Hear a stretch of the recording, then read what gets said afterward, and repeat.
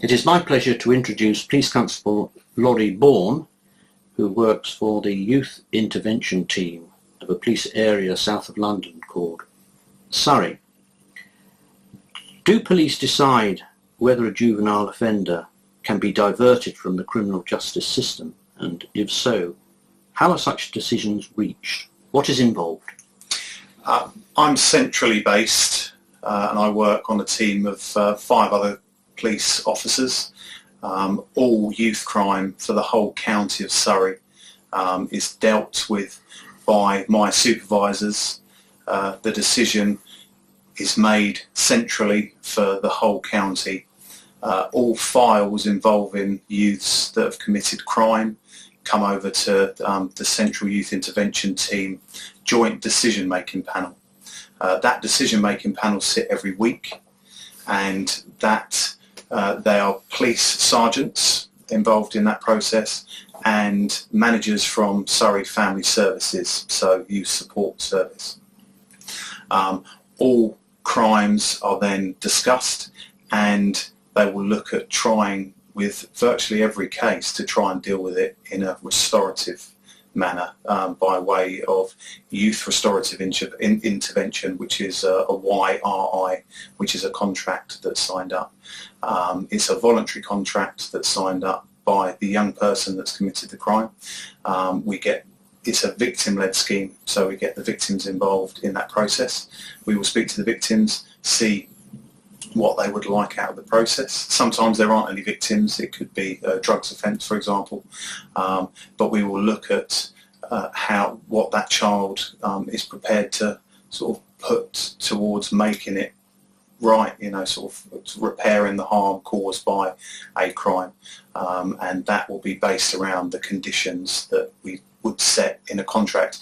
At the end of the contract, they would not have any formal police action, so no cautions, no court appearances or anything like that. So that's a sort of a quick sort of brief into sort of how that works. It's normally about it can be up to 3 months. Sometimes the process can be a lot quicker. Sometimes the process would need to extend for 3 months, depending on the issues that we find. We obviously try and help the children out. It's not about necessarily just dealing with the crime itself. It's about the root causes to the crime. So if there is drug and alcohol dependency, we will look at trying to get them some assistance, some help, and the main aim is to stop reoffending. And can you give us an idea of the range of crimes that would fall outside this process of rehabilitation and restorative justice? I would say almost all crimes would be considered, depending on their previous offending history. I've certainly dealt with very serious assaults, GBH, kind of assaults. That's grievous very bodily serious harm. So very serious assaults. That would require the panel that the joint decision-making panel would not necessarily be able to make a decision straight away on that. That would involve a victim and an offender assessment. But it could very well be the case that the victim would like to meet that young person that's committed the crime and get some answers. So an informal way of dealing with something is sometimes better than the sort of judicial process. How long have you been involved in this process? I've been on the team for 3 years now, and I was a sort of a frontline officer before that for 14 years, so I've got a sort of a wealth of police experience behind me. And have you seen improvements in the level of crime and the rate of reoffending amongst young people in your area? The reoffending rate for young children that come to us is extremely low, in the sense that they don't reoffend once they've come to us. The idea behind what we try and achieve, we try and do consequences of offending, so we will talk to them about the disadvantages of being criminalised, if they were to sort of recommit further crimes. The opportunities to travel get very limited with criminal records. So the idea is, again, is to prevent further crime from happening. It takes longer than it would do to maybe issue a police caution. It would perhaps be a lot longer process than going to court. But if a youth went to court, the likely outcome would be a youth referral order, which would be similar to the kind of work we're doing, but doesn't have the criminal record attached to it. Which, does a child need to be criminalised at a young age, or taught that what they did wasn't right, and make them a good advocate for their friends and a better adult when they get to that? So I suppose we're investing in the kids to make better decisions when they get older and kind of know that right from wrong, rather than being criminalised. So where there is an out-of-court diversion, the young person does not have a criminal record they would be required to declare when they apply for jobs, for example? It's not classed as, it's a very grey area, because we haven't really been given a specific answer by anybody. It's not a criminal conviction, because a criminal conviction is gained when you go to court and get found guilty of an offence. It's not a criminal caution or reprimand, because they are issued at the police station, and that is a formal way of disposal. It could potentially be disclosed in an advanced sort of check done by a employer like the police, or if someone wants to become a doctor or being put in a position of trust, it may be identified, but the chances are unlikely unless it was going to affect the position they were going into. Can I ask you about the role that parents are expected to play in the process, and juvenile justice generally? Yeah, of course. The Youth Restorative Intervention, which is a contract that we use in Surrey, as part of, once the young person, because it's voluntary, the young person has to agree to want to repair the harm, otherwise there's no point in sort of going through that process. One of the parents or the guardian for that young person will have to agree to the conditions as well, and will countersign the contract with us, sign the agreement with us, and we ask them, what can they do to help the young person, because it's not just about the young person doing everything that's needed to do to get it right. Sometimes it is, but sometimes parents have got a role to play in that process, and in signing it they're agreeing as well that they're willing to invest some time and some effort into the process that we are doing with that young person. That must be challenging, because often young offenders have parents who themselves are involved in the criminal justice system for their own problems and crimes. I think the thing that I've noticed in doing this for the last 3 years is this opportunity wasn't open to those individuals back when they were younger, and I suppose they've probably seen for themselves actually how a criminal record has affected them. What the court process was like, if that's the case.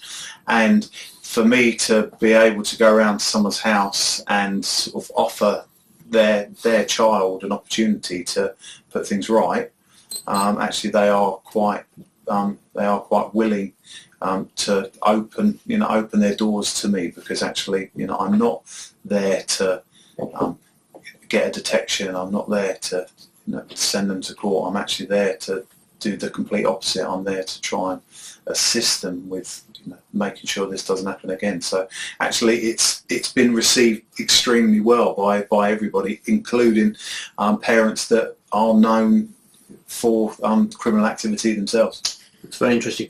Can you give us one or two examples of young lives you believe may have been changed and turned around by these out-of-court approaches to their offending?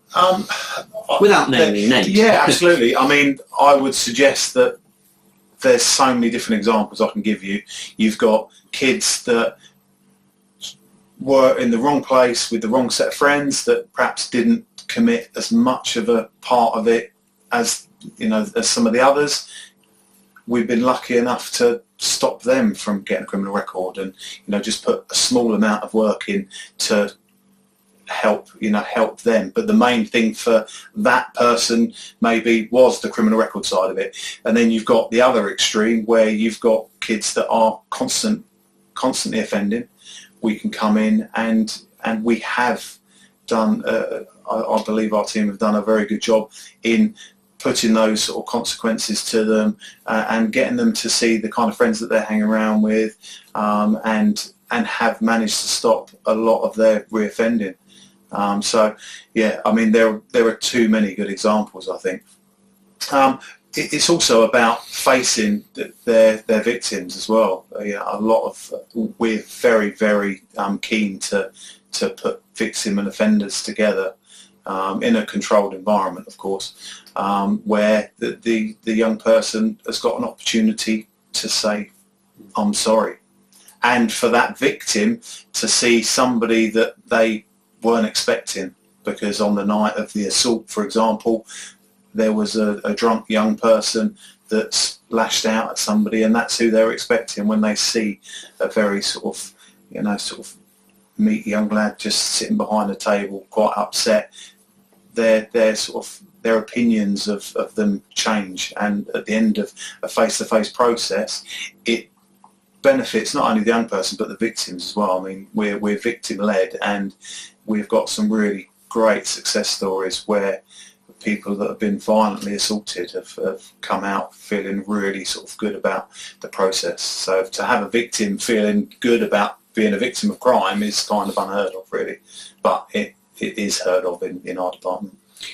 And can elements of rehabilitation be combined with elements of punishment for the crimes committed in out-of-court disposals? Nothing we do is classed as a punishment. Everything that we ask of them, or we ask them to tell us what they think they can do, is designed at repairing the harm. I don't believe in two bites of the cherry, so I don't believe in getting them to do half the stuff and then giving them a caution for the other bits. It's all or nothing.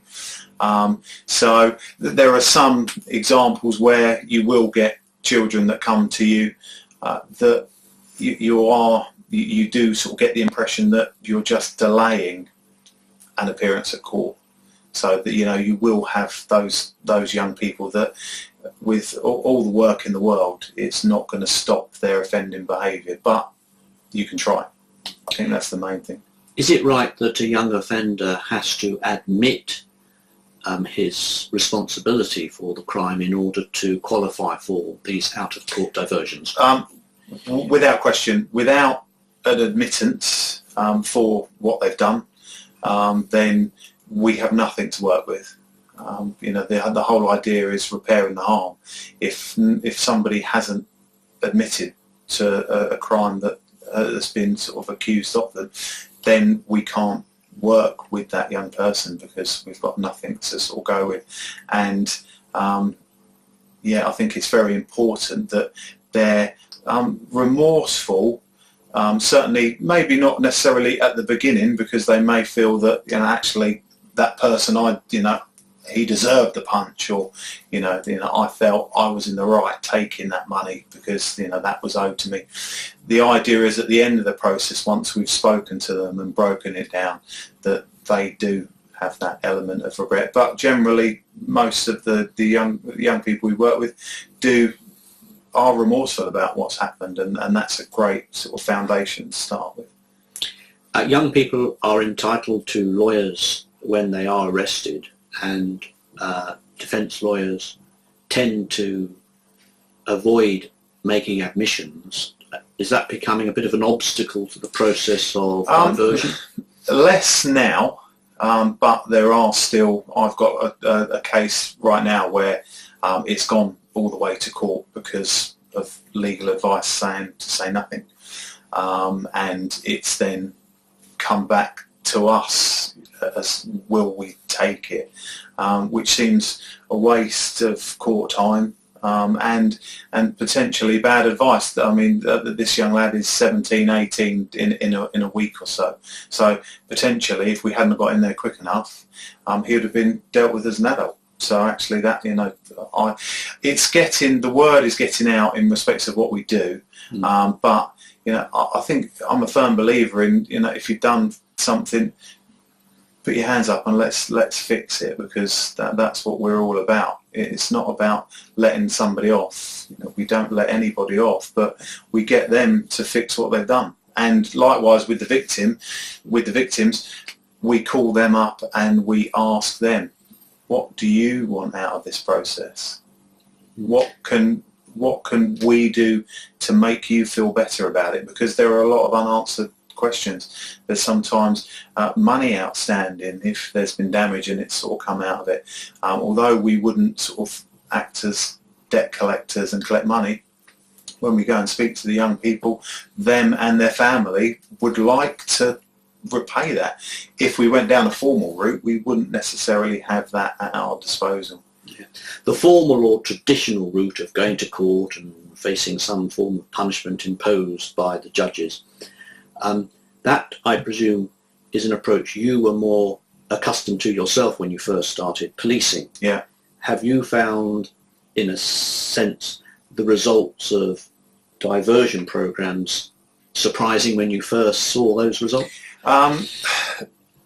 It's 100% different to when I first joined the job. Back in 2000, it was a case of you arrested somebody, took them in, and you did everything you could to get them cautioned or charged, because that was the only measures of disposal available to us. If they got away, then we weren't doing our job properly. I heard about this. I heard about the department, and I actively asked to join it because I believed in it. You've got to believe in what you're selling. In this role, and you've got to believe that it works. Even if you didn't believe it works, you'd only have to be in the team for sort of a couple of weeks to see that it really does work, and the results speak for themselves. And would you say the chances of this approach are much greater with young people, as they're more liable to change and response to? Yeah, young people are a great foundation to work with, because ultimately young people are going to be adults, and that's a great thing to get yourself in at the sort of at the beginning, before they turn to adulthood, and try and give them that opportunity to become better adults and understand victim empathy and understand the rights and wrongs and how sort of dangerous it would be to get a criminal record. But should it be offered to everybody? Yeah, at some point. We're working with we've got a women's justice department now as well, so we're trialling that. There's something coming out now that's out at the moment where we've got people from the military that have just left the military, and we're looking at similar kind of things for that, and hopefully at some point to roll it out to everyone. Why shouldn't everyone be given an opportunity to repair the harm for a crime they've caused, no matter what your age is? So. Well, thank you very much, Officer Baughan, for your contribution to our programme in Belarus. Thank you. My pleasure. Thank you.